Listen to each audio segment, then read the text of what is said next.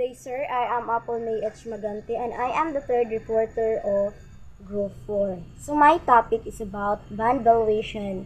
So band valuation is a process to calculate the theoretical fair value of a particular band. Band valuation would involve calculation of the present value of the band's future interest payment and the band value when it reaches the maturity period, which is also known as par or face value. Band valuation is needed in order to determine the rate of return and make a decision if band investment would be advisable. So, a band's price equals the present value of its expected future cash flows. So, the rate of interest used to discount the band's cash flow is known as the yield to maturity or YTM. So, band valuation is isa ni siya ka-technique para ma-determine nimo ang theoretical fair value of a band. So, sa band valuation is ma-include diri ang pag-calculate sa present value sa bonds or future interest payment is also known as its cash flow. Ug ang band value upon maturity is also known as its face value or par value. So, ang face value or par value daw is nag-refers niya sa value of a bond or stock as determined by the issuer.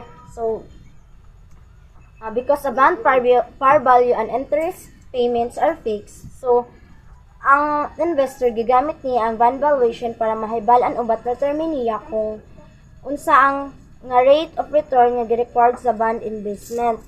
Then sa first is pricing coupon bands. The formula to determine the price and upon coupon bearing band is as follows. So mao ni siya ang formula sa pricing coupon bands. Then, mao na atong gamiton niya pag-calculate. Mag-proceed sa components of the formula. So, C is the periodic coupon payment. So, C is mao na siyang interest paid sa band issuer to a bond holder at each payment period until the band mature or it is called. So, Y, the yield to maturity or YTM. So, Y is the overall interest. Mao na siya ang overall interest rate na earned by an investors who buys a bond at the market price and held it until maturity. CF is the band par or face value. So, CF is also called face amount or face value. Is the value written on the front of the band. This is the amount of money that band issuer promised to repay you at a future date. Then T is time.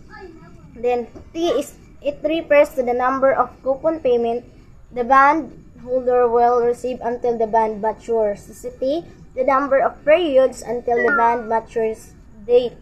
So T is mao na siyang maturity date is typically calculated by adding the agreed. So upon duration of the investment or loan to its inception date. For instance, in the case of a bond or loan written a fixed terms such as a 5 years period, so the maturity date would be determined by adding 5 years to the date when the bond or loan was issued. So, data diri sa kuan iyang example. So, nata example diri para atong i-calculate. So, the above formula calculates that the price of the bond is the present value of its future cash flow. So to illustrate, let us take a bond with a face value of 1,000, an interest rate of 4% and will mature in 4 years and have an annual coupon payments. So determine the price based on A is 4% yield to maturity, B is 5 yield to maturity, C is 3 yield to maturity. Natay tulog diri ka kanang yield to maturity. Ato ni siyang i-calculate isa-isa. So now sa nato ni by using the given formula, the calculation be as follows. So unahon sa nato ni C mao ni siya C, the periodic coupon payments. So natay 1,000 diri, ato siyang i-multiply sa 4%. So, it equals to 40%. So, mao ni siya itong gamiton unya pag-calculate na ito aning tulo ka buok. Kuanan, calculations. So, unahon na to is 4% yield. Kaya mao man ito yung una dito, diba? So, natay 4% diri. So si 4% ato na siyang bring down. Sibali naaman tay sibali.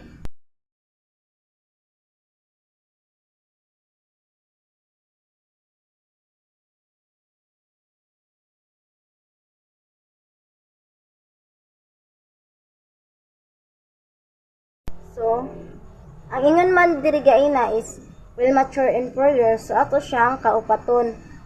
So, ang una nato buhaton is i-bring down nato si 40 which is maotong equal sa katong coupon payment gaina nga atong gi-calculate. So first is i-bring down nato si 40 tapos over 1.04. So nganong naa may 1? Ngano na 1.04 na. So kanang 1 is mao na siyang given gaina sa formula. Hatag na siya mao nang atong gi-add. Mahimo na siyang 1.4. So unsaon ni pag-calculate? So first, di ba naaman siya 4 kabuok nga ano yung same lang gihapon, but ang sa iyang race is 4 siya taman. So first is atong buhaton is ato siyang i-calculate. So 40 over 1.04 raised to the power of 1 is mao na siyang ang iyang result is 38.46. So dili siya nato na siya i-plus tanan. So ato sa nang isa-isahon pagkuan. So same lang gihapon ang process. So 40 over 1.4 raised to the power of 2, it equals to 36.98. Second, 40 over 1.4 raised to the power of 3, it equals to 35.56. Then, ang kaning kuan 1040 mao na siya gaina. Gi-add nato ang 1000 ug ang 40 mao nang nahimo siya 1040. So 1040 divide 1.04 raised to the power of 4 is mo nang 889. So di ba nahuman na nato na siya og divide, na-divide na nato na siya. So ato na siyang i-add. So 38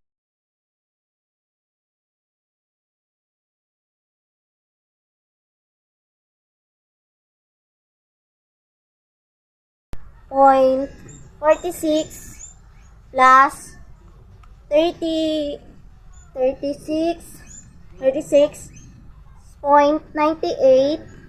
plus 35.56 plus 889, so it equals 1,000. So ang ano diri is, the results show an important relationship that if Y, yield to maturity rate, equals the coupon rate, then the bond price will be equal to the face value. So in the above example, so ang yield to maturity daw o coupon rate payment is parehas sila 4%. So therefore, ang bond price of face value, so ma-equal gihapon siya og 1,000. So second is diri na ta sa 5% yield to maturity. So same lang gihapon siya. Ang mautro lang is ang yield to maturity niya kay 5%, di ba? So mautro na siya, mahimo na siya 1.05. Sa ubos lang gihapon siya mabag-o, pero same process lang gihapon ang iyang pag-answer. Atuon lang gihapon sa katong gihimo nato sa gaina ng 4%. So first, 1.05 raised to the power of 1, so it equals to 38.10. So then 40 over 1.05 raised to the power of 2 is 36.28. Then third, 40 over 1.05 raised to the power of 3, so it equals to 34.55. Then same lang gihapon 1040 gi-plus lang gihapon to siya kay same lang man gihapon to. So 1040 raised to the power of 5 raised to the 1040 divide 1.05 raised to the power of 4, so it equals to 855.61. So mao lang gihapon ang atong buhaton is i-plus lang gihapon niya. So nato, so Ato lang gihapon siyang i-add. So, ang iyang answer is 964.54. So, the result show an important relationship that if Y yield to maturity rate is greater than the coupon rate, so then the bond price will be less than the face value. So, naghatag yapon na siya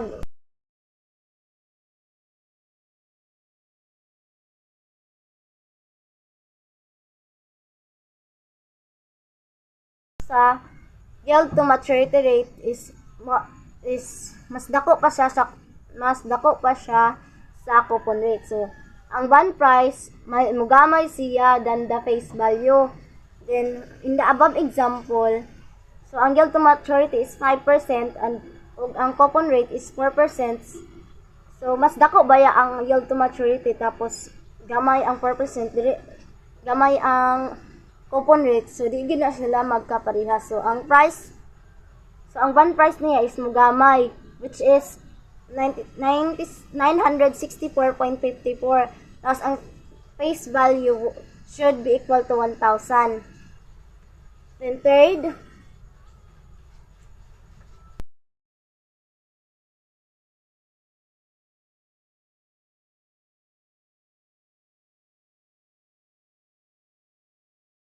dito sa third, so maano siya 3% yield to maturity. Same process lang gihapon, ang mabago lang is ang yield to maturity ay 3% naman. So dito sa iyang explanation, so the results show an important relationship that if Y yield to maturity rates equals the coupon rate, so then the bond price will be equal to the face value.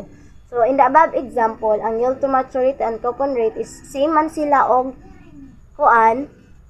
same man sila. So, therefore, ang bond price should be equal to 1,000. So, based sa kaning example niya sa 3% is, it can also be concluded that the yield to maturity rate is low. So, ang yield to maturity man niya is kanang low. So, ang bond price niya is mudako, kay showing an inverse relationship between the two. Then, dito sa semi-annual coupon bond pricing. So, semi-annual coupon bond pricings is for a bond that makes semi-annual coupon payments. So, the following adjustment must be made to the pricing formula. So, a semi-annual coupon bond pricing is mauna siya is the conversion methodology that allows investors to directly compare yields and bonds with varying characteristics. So, natay ko ang formula. So, first is, the coupon payment is cut in half. So, ang coupon payment daw is kanang katungaon daw nimo. Then, ang kaduhaon nimo ba? Then, ang B is, ang yield po daw, or yield to maturity, is tungaon pod. Kay anak man diri is the yield is cut in half gyapon. Then the number of periods is madouble na siya. So as nata example diri gihatag. So as an example, suppose that a bond has a face value of 1,000, a coupon rate of 8%, and a maturity of 2 years. So the bond makes semi-annual coupon payments and the yield to maturity is 6%. So the semi-annual coupon is 40. Then the semi-annual yield is 3%. And the number of semi-annual period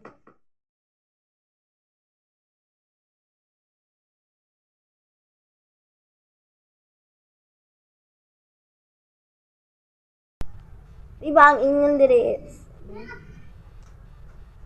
so natay kan diri ato lang i-calculate.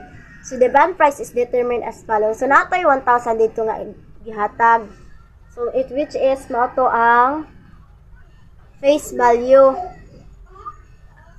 Face value niya. So, atong i-multiply sa iyahang coupon rate, which is 8%. So, 1,000 multiplied by 8%, it equals to 80. So, semi-annual man ta, ingon ba dito is tungaon ang coupon rate. Diba, ang ingon dito is tungaon ang coupon payment. So, mahimo na siyang 40 kay ang 80 i-divide nimo sa 2, it equals to 40. So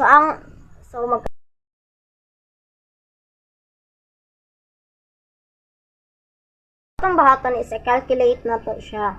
So, ang 40 divide 1.03. So, ang 0.3 akatong 3% is mao na siyang 6% kay na nga i-divide na tog 2 kay ang ingon ba dito is ang yield to maturity is i-divide pug 2 so katungaon. So, ato siyang i-divide og 2. So, mahimo na siyang 3%. So, for 40 divide 1.03 raised to the power of 1. So, it equals to 38.83. Then, same process lang gihapon to siya. So, ang iyang result is 1,037.17. Mao na siya ang semi-annual coupon bond pricing. So,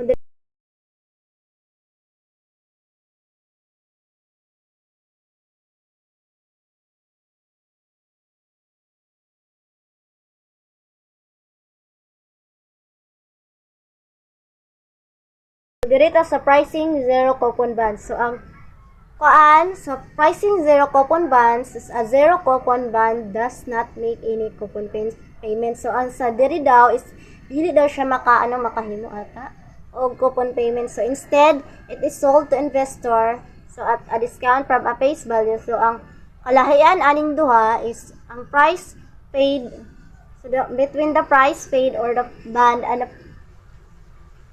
between the price paid for the bond and face value, so known as a capital gain. So, is the return to the investor. Then, the pricing formula for a zero coupon bond is P, it equals to F over 1 plus Y is yield to maturity raised to the power of T. So, napa-example ng gihatag diri. So, as an example, suppose that a one-year zero coupon bond is issued with a face value of 1,000. So, the discount rate for this bond is 8%. So, what is the market price of this bond? In order to be consistent with coupon-bearing bonds, so real coupons are typically made on semi-annual basis. So, semi-annual is tungaon or double. So, ang yield niya is ma-divide siya og 2. So, tapos, ang number of periods niya is ma-multiply siya og 2. So, yung ani na siya. So, 1,000 is mao na siyang i-face value ato siyang i-bring down. Over 1.04. So, ang 0.4, katong 4% is mao na siyang 8% kay ina nga rate. So, ato siyang divide. Ang ingon man diri is divide mo 2. So, mahimo na siya 4. Then, ang number of periods is 2. So, 1,000 over or divide 1.04 raised to the power of 2, it equals to 924.56. So, this is the end of my part. Thank you, sir.